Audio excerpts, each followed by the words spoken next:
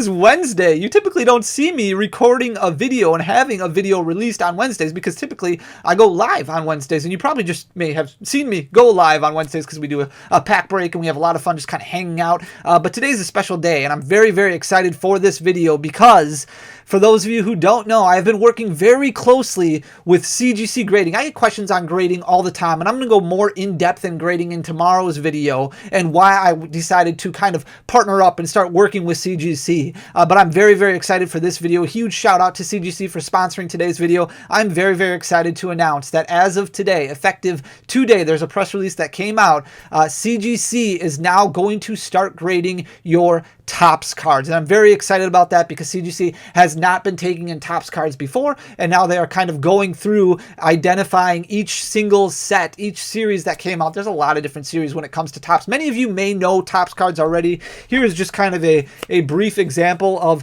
a bunch of Topps cards. You may have seen these or collected these when you were younger, in addition to the Wizards of the Coast Pokemon cards that came out, but these have been going up in price. They have been becoming a very hot commodity, a very hot collectible like crazy over the past couple years, kind of when Pokemon really started to boom, and there's actually quite a few different Topps sets. So just to kind of flip you around and give you an idea of what we're looking at when we talk about Topps cards. So Topps is something that you may have heard about before when it comes to baseball cards or sports cards. Topps has been around for a while. They were founded in 1938 in New York City, so they have been around for quite a while, and most of their work is involved in baseball cards or in sports cards. But as you can see here, here's Pokemon merchandise that has been manufactured by Topps, and one of the great things about CGC is adding unique identifiers to all of these different series, so that way you know which series each card comes from. So there's a lot of different submissions or different facets that you can take advantage of when it comes to submitting your Topps cards alongside maybe your Wizards of the Coast cards, or maybe some of your modern Pokemon cards that are really important to you that you want to get slabbed, you want to get encased, and if you decide to go with CGC. So you've got 3 different series here: the Pokemon Trading Card Series 1, 2, and 3. You've got the first movie trading cards, the movie 2000 trading cards. You've got the Johto trading card series. You've got the Johto League Champions trading cards. There's a lot of them. Johto Series 3. You've got advanced trading cards, Pokemon Advanced Challenge trading cards, and then you can kind of read the rest on your own. The difference obviously is kind of how the cards are designed, kind of how they look, and there is also not a competitive game that goes alongside these cards like there is in the normal Wizards of the Coast or Nintendo cards that we have manufactured today, where people go to regional tournaments, league tournaments, things like that, and they kind of play the game competitively. So we're going to jump right into things. I'm very excited because these are kind of like the first ones on the block. I sent them a submission for Topps cards to kind of get a feel and get a better understanding of what their grading process looks like. And like I said, we're going to jump more into grading and what I think about grading, why I decided to partner up and start working with CGC. There's a lot of different reasons to get involved in grading. My biggest thing is perseverance, long-term protection, things like that. I don't have a ton of graded cards, and grading isn't something that I really jump into, especially with a lot of modern cards, right? It's not something we talk about, slabbing your booster boxes, for example, or putting them in acrylic cases, protective cases, things like that, and why that might be important. It's really no different for me when it comes to Pokemon cards. I talk a lot about the escape. I talk about what Pokemon cards might mean to you and why they're so important. So I grade a lot of cards that are important to me, that I want to keep protected for a long time, kind of add validity to that card and just kind of cherish it in my collection for a long time. So I'm going to get right into this box. I think there's like 25 or so in here. I don't know really what to expect, and I know that CGC can have a little bit more of a strict grading process, which is okay with me. Their population report recently came out. I do think that it's okay to have 8s, 9s, 10s, things like that, where there's a difference in grading, because you do want your higher end cards to be unique. But at the same time, the grade, while it's important, it's not as important to me as the protection, getting things slabbed, getting things encased, and things like that. So we're going to kind of jump right into it. I'm not going to really do like the cover of the label or anything like that. I'm just going to kind of go through here so you can see what I'm looking at right away. I don't know what these grades are yet. I kind of just opened up the box. I do remember exactly what I submitted, but you can see here, Series 3, Mew, Pokemon Topps, it's an 8.5, which is near mint. One of the problems with a lot of these cards, and there is still a lot of sealed product out there when it comes to Topps trading cards, so 8.5, near mint, which is really good. A lot of these cards that I had graded are from my childhood. They're from years and years ago, so trying to figure out which cards I wanted to submit, because it's a little bit harder to kind of tell how well conditioned these cards are. Here's a Blastoise right here, so this is 9 9.5. This is really, really good. This is the first print, Series 1. You can see all the different unique identifiers. There's no subgrades on this, which is okay, but it's got the year here, 1999, of when the card came out. Very, very cool looking card. Very, very good grade. I'm very happy with a 9.5. Obviously, anything 9 or above is really good to me. Here's another Blastoise here. We've got the second print run here, Series 1, so there is a lot of unique identifiers that can go alongside these. Very cool right there to see a CGC 9 in mint condition, which is great. Next up, we're going to have a Scyther here. It looks like that's going to be 8.5, but you can see with the cutout here. Very, very cool card. I really liked the design of this work, and when you talk about Chrome and things like that, some of the Topps cards that are out there, if you can find sealed boxes, and there are sealed boxes that are still in existence, some of these can be worth quite a bit of money, and when they become packed fresh like that, where they're a lot easier to grade in perfect condition. Like I said, these have been around for quite some time. I've had them in protective binders, and some of them just in kind of boxes, so it's very interesting to see. I was a little nervous in what I sent in because I was like, I don't know how well these are going to grade because they have been sitting for years and years and years. Next up, we have a Togepi. Look at how cool this Togepi is. I love the artwork. I love the design of it, and I know it is a lot different. I do really like the competitive side of things, but this is just something. This is just something a little bit unique to add to your collection, which is really cool. So here you've got Series 3 clear card right here. Very, very cool Togepi. Mint 9, which isn't bad. Looks like we're gonna have our first 10 here. Look at that. So we've got a pristine 10. There's two different 10s that you can get, either pristine or perfect. And if you have the subgrades down here, I think pristine, you need at least 3 different subgrades that are going to be graded a 10. And you can have one that's going to be like a 9.5 to be a pristine 10. You would need 10s across the board to be perfect, which would be, I guess, then in comparison to like the black label card. But this Mewtwo here, clear card, very cool. Series 2.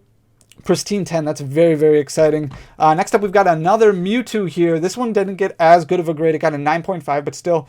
Series 2, clear card, 9.5, gem mint. Very, very cool. Very nice to add to the collection right there. Going to keep it safe for a long time. Then we've got a Gengar silver foil right here. This is Series 2, number 94. Look at that. 9.5. I do like the thickness of CGC slabs. Definitely has a little bit of weight to it. Feels like it's going to really kind of hold for a long time. Next up, we've got Arcanine, which is, like I've talked about many times before, one of my favorite Pokemon out there. 8.5. This is from Series 1. This is the first print. Silver foil right here. 8.5. Near mint. Very, very cool. So if you have Topps cards kind of lying around, definitely you can look into CGC. Obviously, do your own research. Oh, we've got a pristine 10. Let's go. Pokemon Topps Vileplume Chrome Series 1. This is a Chrome card. This is what I was talking about before. We've got a pristine 10. Oh, that is absolutely gorgeous. Very, very cool. But yeah, definitely do your own research. Look into it. I like CGC a lot. I like what they're trying to do for the community. I like where they're headed. I like the fact that they're trying to grow the community from within, and they've got a lot of really good things going, which is really what made me decide to start working with them. So a lot of really good people that I've met so far, and they addressed a lot of my concerns and questions when I've been working with them. We've got an 8.5 Near Mint Nidoqueen from Chrome. This is a Spectra Chrome, so this is really, really cool. 8.5 right there. Very nice. Oh, we've got another 10. Are you serious right now? Let's go. Oh, we've got a Chrome Series 1 pristine 10 Ninetales. Look at how beautiful that is with how it reflects. Just really, really cool. You can kind of see it kind of glisten and glimmer in the light. That is super cool. I like the way the 10 looks. Obviously, the 10 is just going to look really cool with the gold on there, how it lines up with the blue. We've got some Charizards coming up now, so this is where it gets really, really interesting. We'll see if we can get any more 10s, but we've got, I think, quite a few Charizards that are coming back now. We've got a clear card, 9.5, gem mint. Very, very good. I think I've actually got a couple more of these in here, so a 9.5. Excellent. Really, really cool. Really good. Great condition. Gem mint. Oh my goodness, that is awesome. But yeah, I definitely would recommend doing your own research, kind of determining which grading company you want to use. Like I said, for me personally, a lot of what I kind of go through, not grading to flip or anything like that right away. So that's something that's really important to me, is kind of just the protection outlook of things, and then making sure that goals align and things like that. We've got a Charizard here. This was a 6.5, so this is the lowest we've seen so far, but this is Series 1 second print. So I'll have to look at that a little bit more closely. It looks like the corners aren't great. Maybe I didn't look at this one perfectly. I just saw Charizard and I was like, I should send this one too. I think I sent all my Charizards and there was like 7 or 8 of them. So we've got a couple more of them here. Here's another 9. So this is the second print, Series 1, Mint 9. So that's really good. Much better than the 6.5, but it looks like we've got a 6 coming up next. So this is taking the new lowest of the low so far for us, unfortunately, but still excellent, near mint condition. Nothing wrong with the 6. Still means that the card is near mint, which is really good. Another Charizard there. I think I've still got a few more Charizards coming. Here we go. This one is a second print silver foil. So this is a 7.5. Like I said, second print silver foil. So this one is definitely a little bit different. Second print 7.5 near mint plus. Here we've got a 5.5 coming out. So this one is a little bit lower than that even. So this is a first print silver foil. So this is the print before that. You can kind of tell the differences here between the two. Let me just see the way that it kind of glares in the background there. You can see that like sunburst effect on the second print versus the first print, which is really, really cool what they did with the second print. But a 5.5, still excellent condition. We've only got a few left here. So I think we've got 1, 2, 3, 4. We've got 5 left to look at here. We've got another second print silver foil here. So this is a 7.5. So this is the same as what we had for the first one. So second print silver foil, 7.5, near mint condition, very good. We've got a 9. Very nice. So this is a 9 first print Series 1. There's another Charizard. I think the last 3 are Charizards still here. This one looks like 8.5. Not too bad. 8.5 near mint, mint plus, second print Series 1 Charizard there.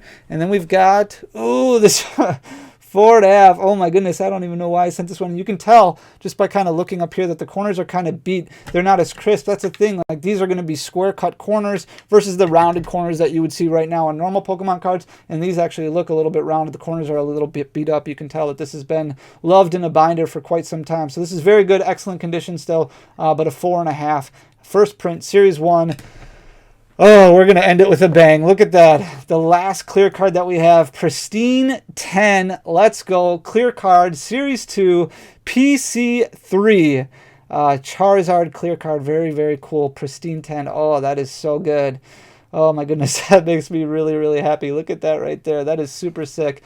So I definitely recommend checking out CGC. They are now accepting Pokemon Topps cards, and I kind of went through the list here. If you have any Topps cards lying around, definitely recommend taking a look at them, seeing what you think of them. Maybe there's something that you can kind of look up completed listings on eBay, see what things are going for, things like that. Maybe there's some that are important to you. Maybe you got some for like a birthday when you were younger, or you got some for as a gift when you were younger, whatever the case may be. If something's important to you and you want to persevere the condition for a long time, definitely recommend getting them graded. I'm not going to say you have to get them graded with CGC. Obviously, do your own homework and go with the company that you want to use. But CGC is definitely the company that I'm going to recommend moving forward because I do like a lot of things that they're doing, and I'll talk more about that, like I said, in tomorrow's video. But hats off to CGC Grading. Thank you so much for sponsoring this video, for taking care of these cards, for kind of introducing this.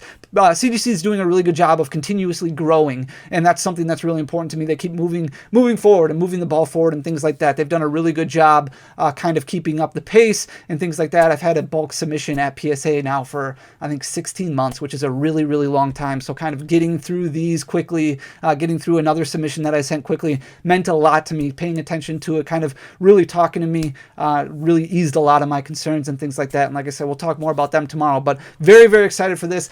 Just a different form, a different niche in Pokemon, which I think is really cool. There's a lot of different areas in Pokemon that you can get into collecting wise. We talked about that a lot when it was like very difficult to find cards, very difficult to find product, is kind of expand your search, start learning a lot more about the hobby, learning a lot more about the game, and start figuring out which areas you want to dive into, because just because you can't go to the store and find cards on the shelf doesn't mean that you can't get into Pokemon and start really enjoying things. You know, don't get so stuck on the dot and stuck on one specific area. Kind of branch out, look around, see what's important to you, and things like that. So there's a lot of really cool things that Pokemon has to offer. So again, thank you to CGC, and thank you to you guys for making this happen.